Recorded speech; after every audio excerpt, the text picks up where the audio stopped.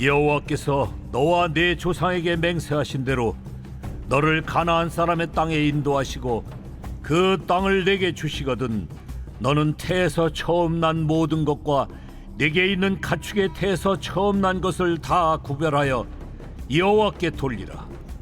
수컷은 여호와의 것이니라. 나귀의 첫 새끼는 다 어린 양으로 대속할 것이요 그렇게 하지 아니하려면 그 목을 꺾을 것이며 네 아들 중 처음 난 모든 자는 대속할지니라.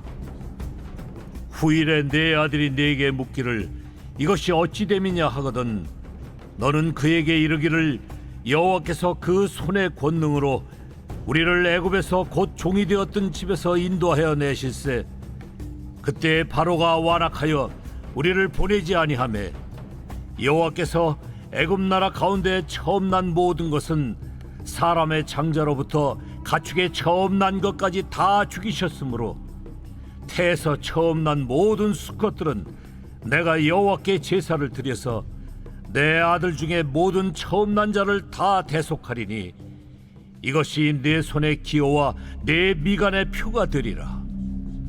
이는 여호와께서 그 손의 권능으로 우리를 애굽에서 인도하여 내셨음이니라 할지니라.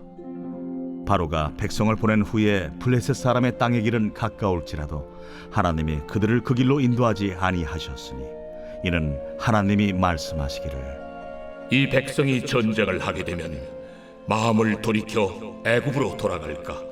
하셨습니다. 그러므로 하나님이 홍해의 광야길로 돌려 백성을 인도하시매 이스라엘 자손이 애굽 땅에서 대열을 지어 나올 때에 모세가 요셉의 유고를 가졌으니 이는 요셉이 이스라엘 자손으로 단단히 맹세하게 하여 이르기를 하나님이 반드시 너희를 찾아오시리니 너희는 내 유고를 여기서 가지고 나가라 하였음이더라.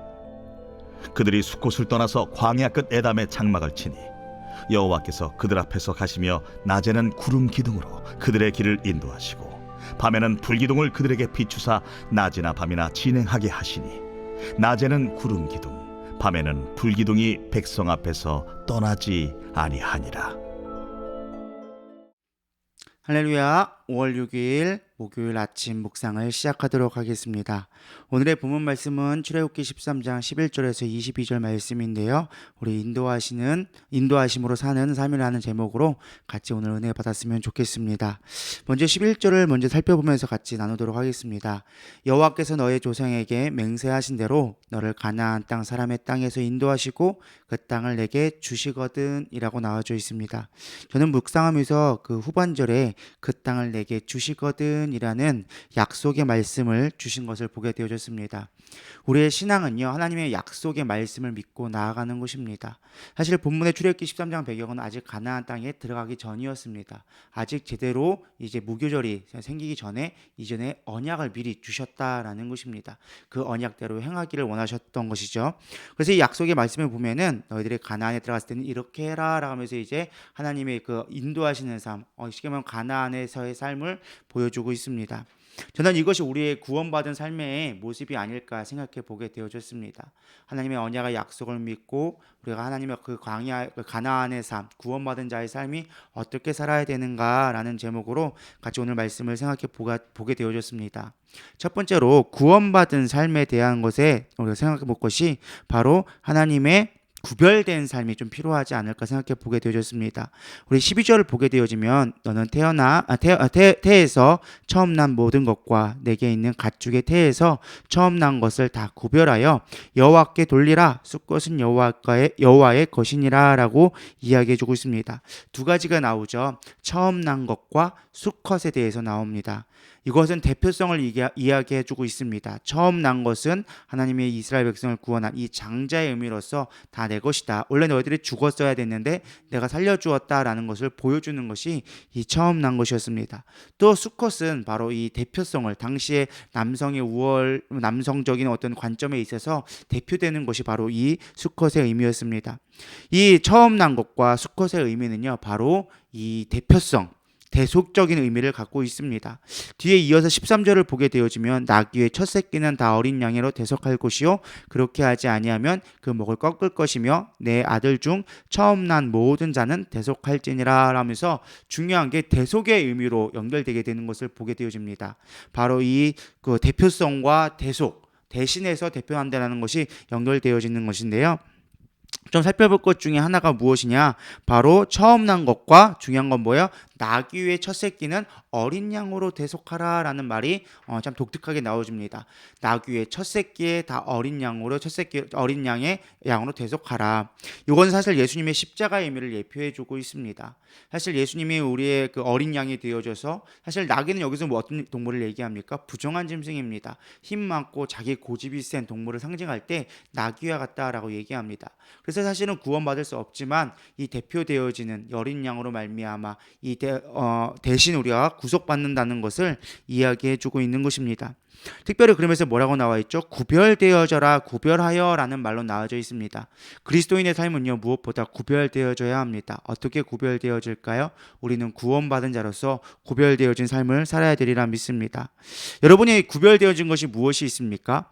여러분이 구원받은 자로서 삶을 살아가면서 정말로 구별받은 것, 내가 이것만큼 하나님 것으로 구별되어진 것이 어떤 것이 있습니까? 어떤 사람들은 내가 예물을 드리는 것, 물질에 있어서 구별되어진, 어떤 사람들은 내가 삶에 있어서 좀 세상과 다른 하나님의 가치로 살아가는 영적인 삶에 통하여져서 구별되어진, 어떤 사람들은 예배를 통하여져서 세상과 구별되어진다라고 생각하는 것을 보게 되어집니다.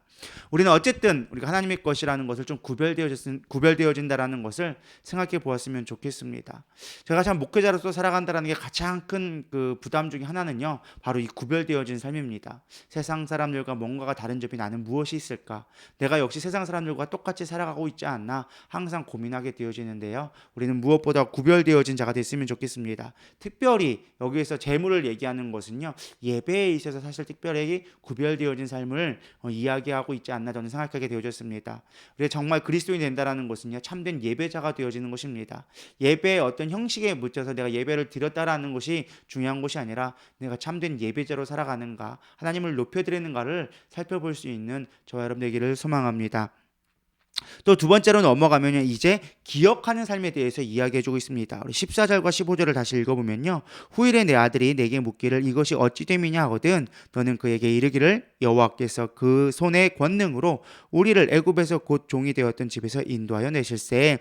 그때 바로가 완악하여 우리를 보내지 아니하매 여호와께서 애굽 나라 가운데 처음 난 모든 것은 사람의 장저로부터 가축의 처음 난 것까지 다 죽이셨으므로 태에서 처음 난 모든 수컷들은 내가 여호와께 제사를 드려서 내 아들 중에 모든 처음 난 자를 다 대속하리니 라고 나와져 있습니다. 쉽게 말하면 뭐야? 자식이 부모에게 물어보는 거죠. 아버지 우리가 이걸 왜 해야 됩니까? 왜 예배를 드려야 합니까? 왜 구별되게 살아야 됩니까? 라고 얘기했을 때 너희들 이렇게 가르쳐라, 기억하게 하라 라고 이야기해주고 있는 것입니다. 무엇보다 우리는 기억해야 합니다. 우리 마태복음 28장 20절에 보면 이렇게 나와져 있죠. 내가 너희에게 분부한 모든 것을 가르쳐 지키게 하라. 볼지어다 내가 세상 끝날까지 너희와 항상 함께 있으리라 라고 이야기해주고 있습니다. 가르쳐 지키게 하라, 기억하게 하라 라는 것입니다. 여러분 하나님을 얼마나 기억하고 있습니까? 어떤 방식으로 하나님을 기억하려고 노력하고 있습니까? 어떤 사람들은 매일 아침에 묵상을 통하여서 기억하려고 하고 어떤 사람은 내가 습관적으로 정해놓은 시간에 기도함으로 말미암아 하나님을 기억하려고 할 수 있을 것입니다. 여러분한테 좀 진실되게 질문했으면 좋겠습니다. 정말로 우리 하나님을 기억하며 살아가고 있는가? 마저 수요일마저도 금요 철야 예배 그리고 주일 예배 우리 사실 하나님을 기억하는 거 어쩌면 주일만으로 국한되어진 사람들도 있을지도 모르겠습니다. 우리가 매일 하나님을 기억했으면 좋겠습니다. 어떻게 기억하라고 하느냐? 오늘 16절에 보면 나와져 있습니다. 이것이 내 손의 기호와 내 미간의 표가 되리라. 이는 내가 여호와께서 그의 손의 권능으로 우리를 애굽에서 인도해 냈었음이니라 할지니라 라고 나와져 있습니다. 두 가지 특징이 나오죠. 내 손의 기호와 내 미간의 표로 말미암아 기억하라고 얘기합니다. 무엇을 얘기하는 것일까요? 손의 기호라는 것은요. 무엇을 하든지 하나님을 기억하라는 우리의 행위에 있어서 우리의 삶에 있어서 하나님을 기억하라는 것입니다. 또 두 번째는 무엇인가요? 미간의 표. 미간은 뭘까? 이마 위에 붙이는 거거든요. 생각할 때 너희들이 생각하는 걸 통하여져서 항상 하나님을 기억하라는 것입니다. 예를 들면 이러는 것입니다. 여러분 일할 때 직장에서 내가 어떤 손으로 할 때마다 하나님 이걸 도와주세요. 하나님 이걸 어떻게 해야 될까요? 물어보면서 하나님을 기억하는 것입니다. 또 생각하면 뭐 할까요? 여러분들이 뭐 어떤 이야기를 계획하거나 생각할 때마다 항상 하나님 앞에 물어보고 질문하는 것입니다. 그러므로 말미암아 하나님을 늘 기억하는 삶, 그것을 자녀들에게 가르칠 수 있는 삶이 되어졌을 때 하나님을 기억하는 삶이 될 수 있다. 그것이 정말로 구원받은 자, 약속을 믿고 나아가는 자가 행해야 바라는 것을 이야기해주고 있습니다. 그래서 성경 말씀이 이렇게 나와져 있습니다. 너희들은 먹든지 마시든지 다 하나님의 영광을 위하여 하라라고 이야기해주고 있습니다. 그리고 무엇을 하든지 하나님의 영광을 위해 살아갈 수 있는 저와 여러분 되기를 축원합니다. 세 번째로 무엇을 얘기하고 있느냐? 이제 인도받는 삶. 구원받은 자는 반드시 하나님의 인도를 받는 삶을 살아야 된다라고 이야기해주고 있습니다. 우리 17절 이후에 보면 이렇게 나와져 있습니다. 바로가 백성을 보낸 후에 블레셋 사람의 땅의 길을 가까울지라도 하나님의 그들의 길을 그 길로 인도하지 아니하셨으니 이는 하나님이 말씀하시기를 이 백성이 전쟁을 하게 되면 마음을 돌이켜 애굽으로 돌아갈까 하셨습니다. 참 재미있는 말이 나옵니다. 하나님이 이 블레셋으로 너희들이 가나안 출애굽시켜서 이제 가나안 땅으로 가게 되어지는데 가장 빠른 길이 아닌 돌아가게 되어집니다.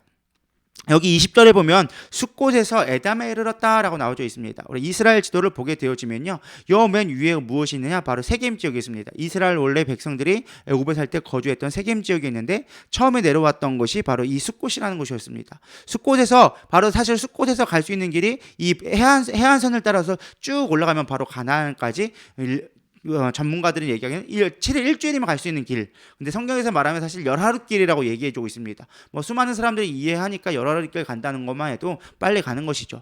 이 빨리 갈 수 있는 채 한 달도 안 걸리는 채 2주면 갈 수 있는 길이 이게 직선의 길이 있는데 여기로 가지 않고 어디로 갑니까? 밑으로 내려갑니다. 밑으로 내려가서 에담이라는 곳으로 가게 되어집니다. 여기서 처음으로 이제 가나안 홍해를 건너서 어디로 가게 되어집니까? 마라의 쓴물이 있는 마라라는 곳으로 가게 되어집니다.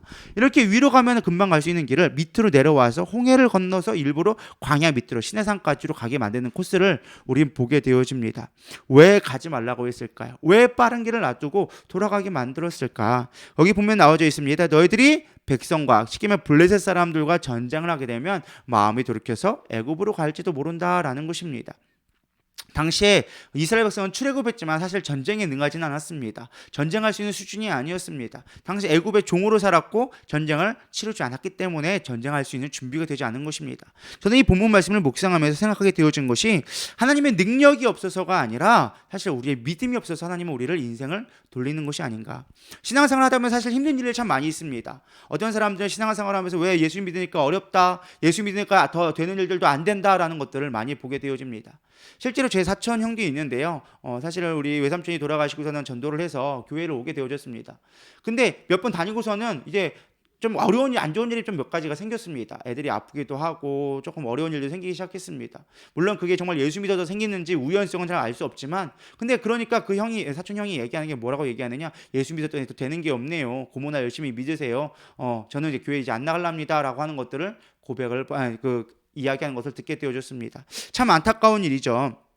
사실 우리가 예수를 믿는다는 건요, 어떻게 보면 돌리는 그런 삶이 되어집니다. 정말 우리 처음 신앙생활 하게 되면 힘들고 어려운 일들이 더 생길 수도 있겠습니다. 그것은요, 하나님의 능력이 없어서 우리를 고난 가운데 넣는 것이 아니라 우리의 믿음이 더 성숙할 수 있도록 우리를 연단시키는 과정이라는 것입니다. 여러분, 힘들고 어려운 때가 있다면 주님이 왜 우리를 이 빠른 길이 아닌, 직진의 길이 아닌 돌리시는가를 생각해 볼 수 있는 저 여러분 되기를 소망합니다. 근데 참 놀라운 것은 이렇게 돌리는 과정을 통하여서 하나님의 은혜를 경험하게 되어진다라는 것입니다. 저도 인생을 경험해 봤을 때, 신앙생활 했을 때 언제 가장 은혜를 경험하게 되어지고 하나님을 깊이 있게 생각하게 되어지느냐? 고난 가운데 있을 때, 인생이 뱅뱅 돌게 되어졌을 때, 어려운 길을 돌아갔을 때 사실은 하나님을 경험하게 되어진 것을 고백하게 되어집니다. 제가 미국에 갈 때 있었습니다. 비자를 받게 되어지는데 참 어려운 일이 많이 있었습니다. 막 경제적인 것도 있었고, 가정적으로도 어려웠고, 공부한 것도 있었고, 막 비자가 계속 리젝당하면서 참 어려운 상황이 있었는데요. 그때 저 오히려 하나님을 더 경험하게 되어지고 하나님의 은혜를 경험하게 되어진 것 같습니다. 지금 돌아보면 그때 만약에 제가 미국에 갔으면 저는 지금 이 자리에 없을 뿐만 아니라 더 어려운 길을 갔을지도 모르겠다라는 생각을 하게 되어집니다. 오히려 그때 리젝 당하여져서 지금 제가 다른 길로 공부를 하게 되어지고 오히려 그로 말미암아 박사과정까지 공부할 수 있는 길이 열리게 되어진 것을 보게 되어집니다. 여러분 지금 힘들다고 내 뜻대로 되지 않는다고 두려워하지 않기를 소망합니다. 오히려 이 돌아가는 걸 통해서 하나님이 더 좋은 것들을 계획하고 있음을 믿고 나아갈 때 우리 하나님의 인도하심을 받게 되어집니다. 그리고 19절에 보면 이제 모세가 요새의 유고를 가지게 되어지고 21절 중요한 게 나오지죠. 구름 기둥과 불 기둥을 가지고 하나님이 인도하신 것을 보게 되어집니다. 21절 보겠습니다. 여호와께서 그들 앞에서 가시며 낮에는 구름 기둥으로 그들의 길을 인도하시고 밤에는 불 기둥을 그들에게 비추사 낮이나 밤에나 진행하게 하시니라고 이야기해주고 있습니다. 사실 구름 기둥과 불 기둥은 따로 있는 것은 아니었습니다. 같은 기둥이었습니다. 근데 낮에는 구름으로 보였고 밤에는 어두우니까 이제 불로 보였다, 불 기둥으로 보였다라고 많은 학자들이 이야기해주고 있는데요. 어쨌든 이 상징이 무엇입니까? 하나님의 인도하심을 보여주고 있는 것입니다. 하나님이 우리를 구원의 길로 약속해 주셨다면 우리를 인도해 주시고 계시다라는 것을 여러분 기억하시기를 소망합니다. 많은 사람들은요 하나님의 인도하시는 것을 보지 아니하고 광야의 생활만 보게 됩니다. 궁핍함을 바라보게 되어집니다. 물이 없다, 먹을 것이 없다, 우리에게 고기가 먹고 싶다, 이렇게 불평하는 궁핍한 것들만 바라보는데요. 그러나 하나님은 그 가운데서도 인도하고 계심을 바라볼 수 있는 저런 되기를 소망합니다. 주변을 보면 어렵지만 그러나 하나님을 보면 하나님의 은혜가 보이게 되리라 믿습니다. 오늘 하루도 그렇게 주님을 바라볼 수 있는 저럼 되기를 소망합니다. 신앙생활하면서 힘듭니까? 그것은 주님을 바라보고 있지 않다라는 증거가 된다는 것입니다. 여러분 주님을 바라볼 수 있기를 소망합니다.